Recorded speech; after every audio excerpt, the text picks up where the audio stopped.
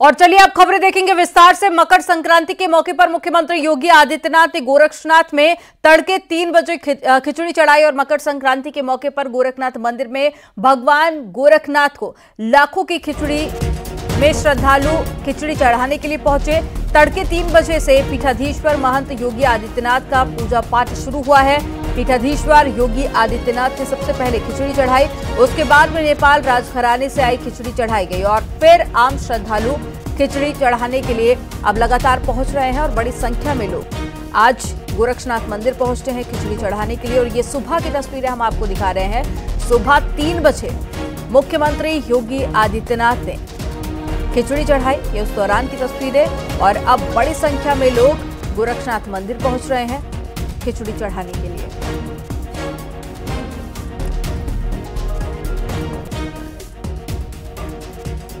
आज मकर संक्रांति का पावन पर्व है। मकर संक्रांति के अवसर पर मैं पूरे प्रदेशवासियों को, सभी श्रद्धालु जनों को हृदय से बधाई और मंगल में शुभकामनाएं देता हूं। जगत पिता सूर्य की उपासना का यह पावन पर्व उत्तर प्रदेश के साथ साथ पूरे देश के अंदर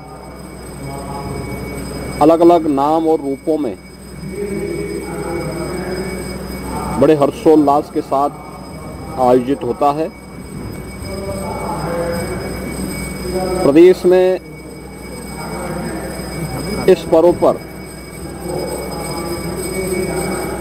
अलग अलग स्थानों पर अलग अलग प्रकार के आयोजन होते हैं। तो देश के अंदर भी कहीं बिहू के नाम पर, कहीं लोहड़ी के नाम पर, कहीं पोंगल के नाम पर, कहीं तिलवा संक्रांति के रूप में और कहीं खिचड़ी संक्रांति के रूप में इस पर्व को श्रद्धालुजन आयोजित करते रहे हैं। उत्तर प्रदेश में आज माघ मेले में भी लाखों की संख्या में श्रद्धालुजन आकर के संगम पे स्नान कर रहे हैं। पवित्र नदी, सरोवर, तालाब आदि स्थानों पे भी भारी संख्या में जाकर के स्नान करते हैं। मुख्यमंत्री योगी आदित्यनाथ को आप सुन रहे थे और साथ ही गोरखपुर से रामगोपाल द्विवेदी हमारे साथ में जुड़ गए हैं, संवाददाता। रामगोपाल, एक चमत्कार से शुरू हुई खिचड़ी चढ़ाने की परंपरा आज भी बड़ी संख्या में लोग पहुंचते हैं गोरखपुर खिचड़ी चढ़ाने के लिए और सुबह 3 बजे मुख्यमंत्री योगी आदित्यनाथ ने भी खिचड़ी चढ़ाकर इसकी शुरुआत की। बताइए कैसी भव्य तस्वीरें।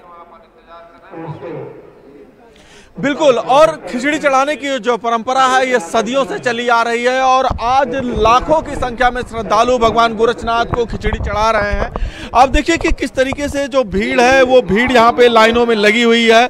और 14 जनवरी को चूंकि परंपरागत रूप से खिचड़ी का पर्व माना जाता है, तो कल से ही यहाँ पे कल ही करीब 1.5 लाख से अधिक श्रद्धालु दूर दराज से आए थे, उन्होंने यहाँ पे आके खिचड़ी चढ़ाई है। और आज सुबह 3 बजे जब गोरक्ष पीठाधीश्वर ने करीब 3:05 से लेकर 4:15 बजे तक उन्होंने पूजा पाठ की और उसके बाद पहली खिचड़ी उन्होंने चढ़ाई। फिर नेपाल नरेश की तरफ से जो खिचड़ी आई थी वो चढ़ाई और फिर 200 लोग, नेपाल का एक प्रतिनिधि मंडल पूरा आया हुआ था, उन लोगों ने खिचड़ी चढ़ाई और फिर आम श्रद्धालुओं के लिए ये द्वार खोल दिए गए और फिर खिचड़ी चढ़ाने की परंपरा, खिचड़ी चढ़ाने की जो विधि होती है वो शुरू हो गई और तब से श्रद्धालु यहाँ पे आए। और ना सिर्फ पूर्वांचल गोरखपुर बस्ती मंडल के साथ साथ बिहार के कई जिलों के श्रद्धालु यहाँ पे मौजूद हैं इस वक्त और नेपाल के कई जिलों से श्रद्धालु यहाँ पे आए हुए हैं।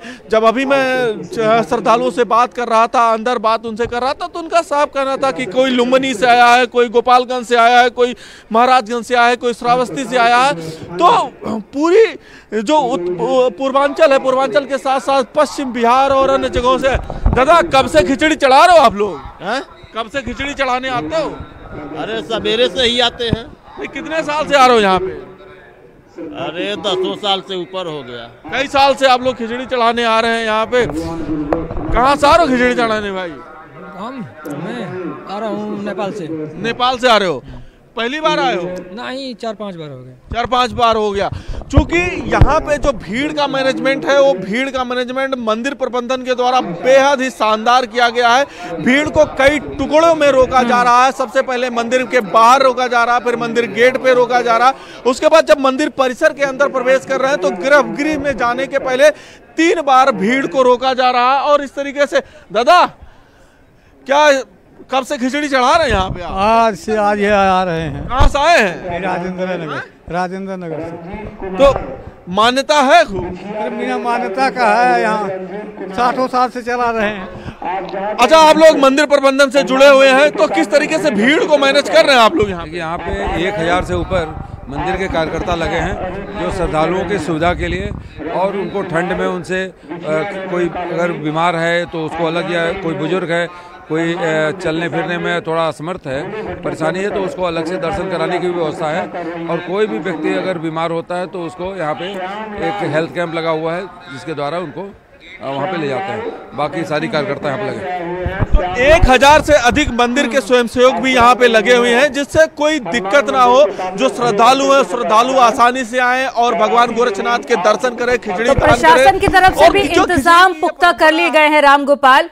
और साथ ही गोरक्षनाथ बाबा को भगवान शिव का अवतार माना जाता है, इसलिए लोग बड़ी संख्या में आस्था भी रखते हैं और दर्शन करने के लिए भी पहुंच रहे हैं। आप बने रहिएगा, आगे भी आपसे अपडेट लेंगे। मकर संक्रांति पर दान पुण्य और स्नान के लिए भारी संख्या में श्रद्धालु पहुंच रहे हैं। गोरखपुर से लेकर अयोध्या और काशी से भी भक्त पहुंच रहे हैं। वाराणसी में श्रद्धालुओं की भारी भीड़ पहुंच रही है और गंगा में आस्था की डुबकी लगा रही है। सुबह से ही गंगा में श्रद्धालु डुबकी लगा रहे हैं। तस्वीरें आपको दिखा रहे हैं, गोरखपुर, अयोध्या, बनारस, हर एक जगह की आप तस्वीरें देखिए। आज के स्नान का काफी महत्व होता है पुराणों में, शास्त्रों में, और ऐसे में दूर दूर से लोग पहुंचते हैं गंगा स्नान करने के लिए। और आज जो व्यक्ति स्नान करता है गंगा में, उसे महास्नान कहा जाता है। तो ये एक्सक्लूसिव तस्वीरें आप देखिए।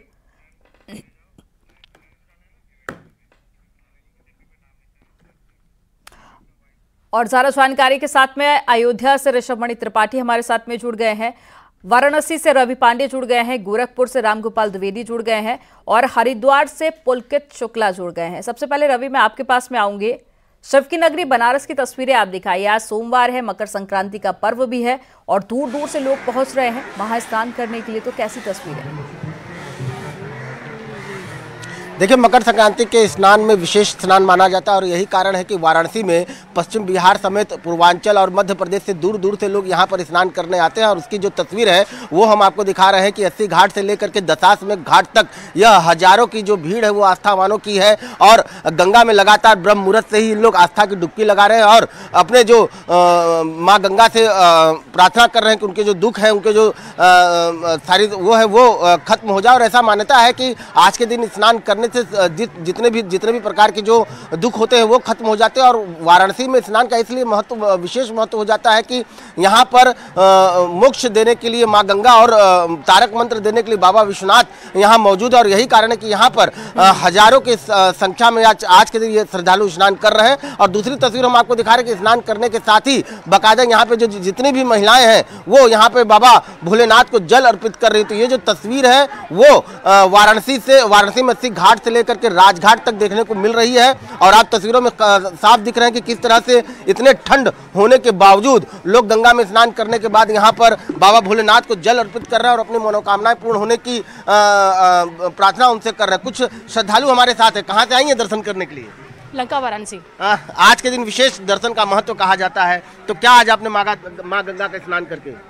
मेरी सासू माँ ने कहा कि आज के दिन नहाने से जन्मों जन्मों के पाप कष्ट मतलब जो भी एक कट जाते हैं और बहुत पुण्य की प्राप्ति होती है।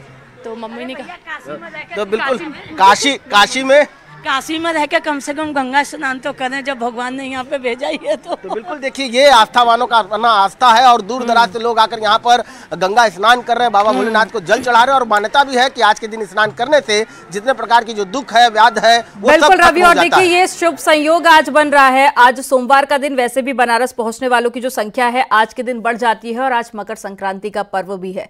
और चलिए देवनगरी हरिद्वार आपको लेकर चलते हैं। पुल के तस्वीरें आप दिखाइए। हालांकि हरिद्वार में तो रोज ही स्नान करने वालों की भीड़ देखी जाती है, लेकिन आज का दिन बेहद शुभ है। तो सुबह 4 बजे से ही लोग पहुंचना शुरू हो गए हैं। तस्वीरें आप दिखाइए और साथ ही प्रशासन की तरफ से क्या इंतजाम है। बिल्कुल, हरिद्वार में मकर संक्रांति का गंगा स्नान 2 दिनों से चल रहा है, क्योंकि हर साल 14 जनवरी को मकर संक्रांति मनाई जाती है, लेकिन पिछले कुछ सालों से इस तरह का चलन देखने के लिए मिल रहा है। इस तरह की कुछ जो तिथियां हैं वो इस तरह से पड़ रही है कि 14 और 15 जनवरी को मकर संक्रांति मनाई जाती है। हर की पैड़ी पर मैं इस वक्त मौजूद हूँ और श्रद्धालुओं की यहाँ पर अच्छी खासी भीड़ उमड़ रही है। हजारों की तादाद में जो संख्या में जो लोग हैं वो यहाँ पर पहुंचे हुए हैं और सुबह 4 बजे से यहाँ पर गंगा में आस्था की डुबकी लगा रहे हैं। अब से थोड़ी ही देर पहले गंगा आरती जो है प्रातःकाल की वो संपन्न हुई है और गंगा आरती में बहुत बड़ी संख्या में जो है आज श्रद्धालुओं की भीड़ देखी गई है। तो कल से ये गंगा स्नान यहाँ पर चल रहा है और लेकिन जो पुण्य काल है जो मकर संक्रांति का वो आज है, वो इस वक्त पुण्य काल चल रहा है। इसलिए पुण्य काल में ज्यादा से ज्यादा संख्या में स्नान करने के लिए जो श्रद्धालु है वो दूर दूर से पहुंच रहे हैं। प्रशासन की ओर से स्नान में सुरक्षा व्यवस्था को लेकर कड़े प्रबंध यहाँ पर किए गए हैं और पूरे मेला क्षेत्र को 7 जोन बनाए गए हैं, 17 चक्कर बनाए गए हैं ताकि और दूर से राज्यों से जो है तो बिल्कुल देखिए प्रशासन की तरफ से तैयारियां पूरी कर ली गई हैं और हरिद्वार में कल से ही लोगों के पहुंचने का सिलसिला शुरू हो गया था, क्योंकि कुछ लोग मकर संक्रांति 14 और साथ ही कुछ लोग आज भी मना रहे हैं। अब आपको रामनगरी अयोध्या लेकर चलते हैं, जहां से ऋषभ मणि त्रिपाठी हमारे साथ में जुड़ गए हैं। ऋषभ मणि, प्राण प्रतिष्ठा काफी ज्यादा नजदीक आ चुकी है, तो ऐसे में राम भक्तों के तो बड़ी संख्या में पहुंचने का सिलसिला वैसे ही काफी तेजी से बढ़ रहा था। अब ऐसे में सरयू में स्नान करने के लिए भी लोग बड़ी संख्या में पहुंच रहे होंगे, तो बताइए किस तरह की तैयारियां हैं और साथ ही कितना ज्यादा उत्साह अयोध्या वासियों में है। देखिए, सूर्य के उत्तरायण होते ही मकर संक्रांति का पर्व मनाना शुरू हो गया है। मैं इस वक्त अयोध्या के सरयू घाट पे हूँ और करीब 8 डिग्री के करीब टेम्परेचर है। इस ठंड के बीच में भी तमाम जो भक्त अयोध्या के रहने वाले हैं या अयोध्या से बाहर भी आए हैं, चूंकि इस वक्त विशेष प्रयोजन भी है, 22 तारीख को रामलला की प्राण प्रतिष्ठा होनी है, तो देश के अलग अलग कोनों से लोग आए हुए हैं और आज मकर संक्रांति का पर्व है, लिहाजा यहाँ पर सरयू स्नान कर रहे हैं, फिर यहाँ से जाके हनुमानगढ़ी रामलला के दर्शन करेंगे। जैसे हमारी कई भक्तों से यहाँ पर बात हुई है, संक्रांति के पर्व पर स्नान और दान का विशेष महत्व होता है। तो हम यहाँ पे कुछ भक्तों से बात कर लेते हैं जो बाहर से आए हुए हैं। आप कहाँ से आए हुए हैं? हम सर कानपुर से आए हुए हैं और धर्म नगरी में आने का सौभाग्य प्राप्त हुआ है और हम अपने आप को बड़ा सौभाग्यशाली समझ रहे हैं। हमें और हमारी पीढ़ी को भगवान राम का मंदिर बनने का और दर्शन करने का सौभाग्य प्राप्त हुआ। तो आज संक्रांति पर आपने यहाँ पर स्नान दान करेंगे? हाँ, स्नान दान पुण्य सब कुछ करेंगे, दर्शन करेंगे और अपने आप को कृतार्थ करेंगे, धन्य करेंगे, जीवन धन्य करेंगे। ये सौभाग्य है जो हमें प्राप्त हुआ है, ये बड़े नसीबों से प्राप्त होता है। हमारी पीढ़ी और हम बड़े धन्य हैं, हमारे पूर्वजों को जो सौभाग्य नहीं मिला आज हमें वो प्राप्त हो रहा है कि हम रामलला का मंदिर बनते हुए देख रहे हैं और 22 तारीख के बाद फिर आकर के कई बार आएंगे और हर बार आकर के भगवान के दर्शन प्राप्त करेंगे। ठंड ज्यादा है, तमाम लोग अभी भी घर में रजाई कंबलों में होंगे। कई लोग रजाई कंबलों में भले ही होंगे, लेकिन जब बाहर निकलो, जब शरीर में ईश्वरीय दैव शक्ति का प्रकोप होता है तो फिर ठंड का प्रकोप कोई प्रभाव नहीं डाल सकता। भगवान सूर्य नारायण के दर्शन तो नहीं हो पा रहे हैं। भगवान के दर्शन ना हो, अंतरात्मा से जब ईश्वर दिल में निवास करता है तो फिर कण कण में राम होता है। देखिए, यही आस्था है, यही विश्वास है और इस ठंड में ही यहाँ पर सरयू स्नान कर रहे हैं लोग। और फिर यहाँ से जो जिस तरह की पौराणिक धार्मिक मान्यताएं हैं, क्योंकि स्नान दान का महत्व बताया गया है, स्नान करके यहाँ से लोग निकलते हैं, आगे दान करते हैं, हनुमानगढ़ी रामलला के दर्शन करते हैं और इस वर्ष ये आयोजन काफी खास हो जाता है क्योंकि रामलला की प्राण प्रतिष्ठा भी होनी है, तो वो उत्साह देखने को मिल रहा है। तो लोग काफी ज्यादा खुश भी नजर आ रहे हैं क्योंकि अब ये अयोध्या पूरी तरह से बदल चुकी है और लोग आज की अयोध्या को लेकर काफी ज्यादा उत्साहित हैं और काफी ज्यादा खुश भी नजर आ रहे हैं। अब गोरखपुर चलते हैं जहां पर रामगोपाल द्विवेदी जुड़ गए हैं। रामगोपाल, अगर मकर संक्रांति का पर्व हो तो गोरखपुर में एक अलग ही रौनक देखने को मिलती है। न सिर्फ भारत बल्कि दूर विदेशों से भी लोग पहुंचते हैं गोरखपुर खिचड़ी चढ़ाने के लिए और लोगों की ये आस्था ही है कि टेम्परेचर लगातार गिरता जा रहा है, लेकिन लोगों की जो भीड़ है वो गोरखपुर में लगातार बढ़ती जा रही। तस्वीरें हम देख रहे हैं, काफी भव्य और दिव्य तस्वीरें कि बड़ी संख्या में लोग पहुंचे हुए हैं मंदिर और साथ ही खिचड़ी भी चढ़ा रहे हैं। और आज गुड़, तिल, इसके अलावा दही चूड़े का भी काफी ज्यादा महत्व हो जाता है। बिल्कुल, और मकर संक्रांति ही एक ऐसा पर्व है जो पूरे देश में मनाया जाता है। हालांकि अलग अलग राज्यों में अलग अलग नामों से मनाया जाता है, तो आज पूरे देश में मकर संक्रांति मनाई जा रही है और गोरखपुर में भी मकर संक्रांति का एक अलग पर्व है, अलग उत्साह है। चूंकि पूर्वांचल में खिचड़ी दान की जो परंपरा है वो परंपरा अद्भुत है। आप देखिए जैसे जैसे भीड़ छोड़ी जा रही है वैसे वैसे ये लोग आए। दादा, नंगे पांव आप घूम रहे हो, कहाँ से आए हो? टांडा।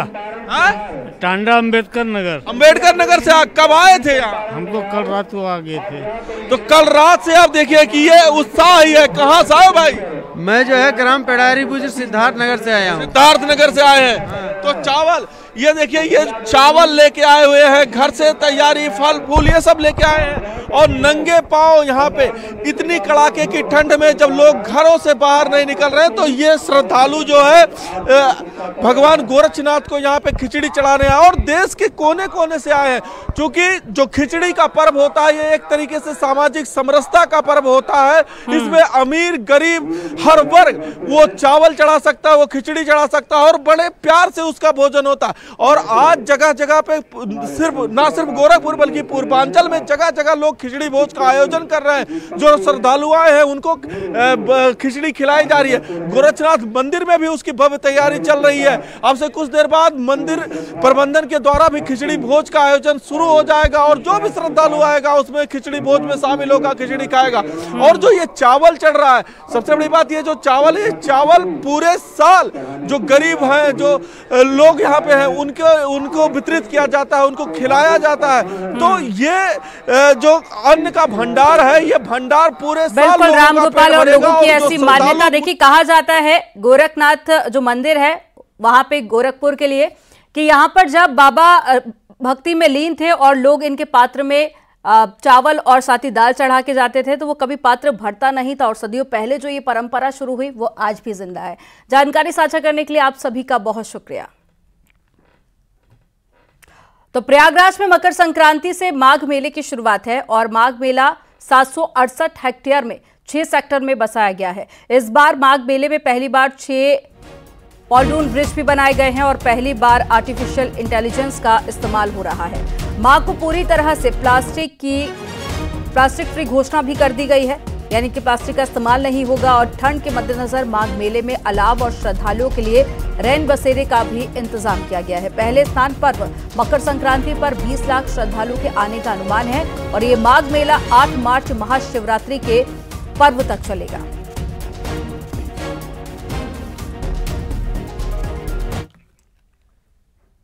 और लोकसभा चुनाव के मद्देनजर यूपी बीजेपी अल्पसंख्यक मोर्चा लखनऊ में एक बड़ा सम्मेलन करने जा रही है और सम्मेलन की थीम शुक्रिया मोदी भाईजान की है और ना दूरी है ना खाई है, मोदी हमारा भाई है के नारे के साथ में बीजेपी सम्मेलन करेगी और सम्मेलन में बीजेपी प्रदेश अध्यक्ष भूपेंद्र चौधरी, डिप्टी सीएम ब्रजेश पाठक और साथ ही शाहनवाज हुसैन शामिल होंगे। सम्मेलन में बड़ी संख्या में मुस्लिम महिलाएं मौजूद रहेंगी और सम्मेलन लखनऊ के क्राइस्ट चर्च कॉलेज में 2 बजे होगा।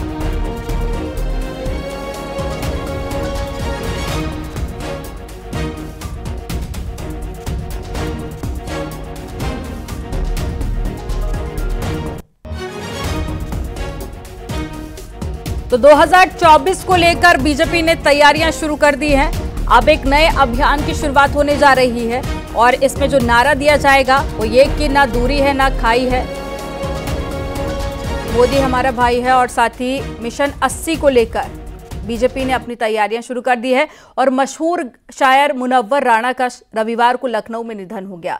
वो 71 साल के थे और काफी दिनों से SGPGI में भर्ती थे। वो काफी समय से बीमार चल रहे थे और 26 नवंबर 1952 को रायबरेली में जन्मे मुनव्वर राणा उर्दू साहित्य के बड़े नाम हैं और उन्हें 2014 में साहित्य अकादमी पुरस्कार से भी नवाजा गया और बीते दिनों किडनी संबंधित परेशानियों के बाद में उन्हें लखनऊ स्थित अस्पताल में भर्ती कराया गया था। यहां से ICU वार्ड में भर्ती थे और रविवार देर रात 11:30 बजे के आसपास उन्होंने अंतिम सांस ली। पिछले 2 साल से किडनी खराब होने के कारण मुनव्वर राणा के डायलिसिस भी जारी था और साथ ही फेफड़ों की गंभीर बीमारी COPD से भी परेशान थे। 9 जनवरी को हालत खराब होने पर PGI में एडमिट किया गया। मुनव्वर राणा देश के जाने माने शायरों में गिने जाते हैं। उन्हें साहित्य अकादमी और साथ ही माटी रत्न सम्मान के अलावा भी कविता का कबीर सम्मान और अमीर खुसरो अवार्ड और गालिब अवार्ड से नवाजा जा चुका है।